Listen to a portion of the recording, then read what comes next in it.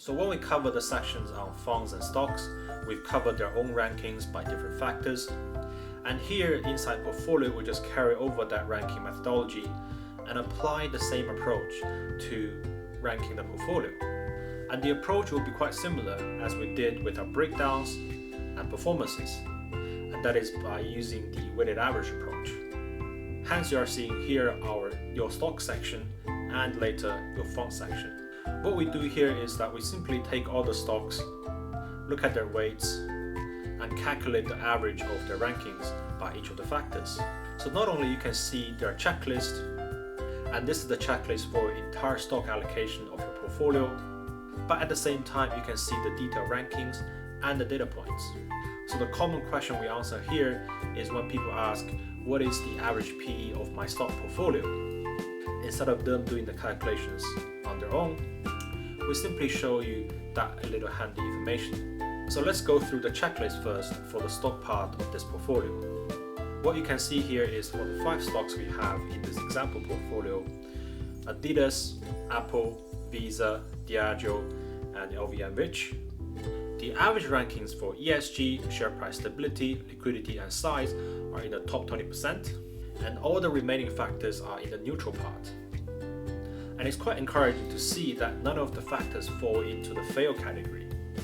Once again, you can click into the Your Stocks header, and that gives you the detailed breakdown by each individual stock. And moving down here, you have the entire section dedicated to showing you the rankings and the underlying data that go into the calculations. And here you can directly see useful information such as what is the average return equity of my portfolio, or what is the average price to earnings ratio of all my stocks. For example, for the 5 stocks you have in this portfolio, the average return equity is 32.9% for them. And the average for 1-year PE ratio is 30.3 times. So these are the useful information that otherwise you may have spent a lot of time gathering together. And once again, you can alternate between the 2 views by looking at just the rankings or rankings as well as data together. And whenever you want to see the details by each individual security contribution, you can always go back to the header area, click into that, and you can use the drop-down menu here to switch views between different options. And now let's move on to the funds part. The similar approach we take inside the funds. You can click in, see the drop-down menu here, change to view different options. Similar to stocks, it's also quite encouraging to see within all the funds you have, the average rankings for them of fees, total net assets, liquidity, and dividend yield to be in the top 20%, and all the other factors inside the neutral bucket. Once again, there's no fail here. That is encouraging. And moving down, the same layout applies to different factors, their rankings, and their data. So you can see useful information such as the fees. On average, you are paying only 19 basis points for these 5 ETFs.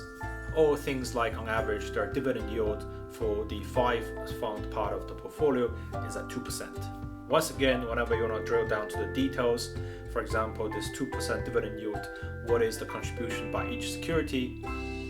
You can always go back to the Your Funds area, click in, go to the dividend yield, and you can see these are the 5 funds, their weights in the portfolio, and for each one of them, how much is their dividend yield.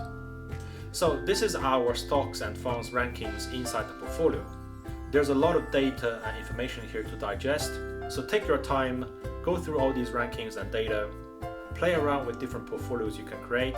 I wish you can enjoy these features along the way.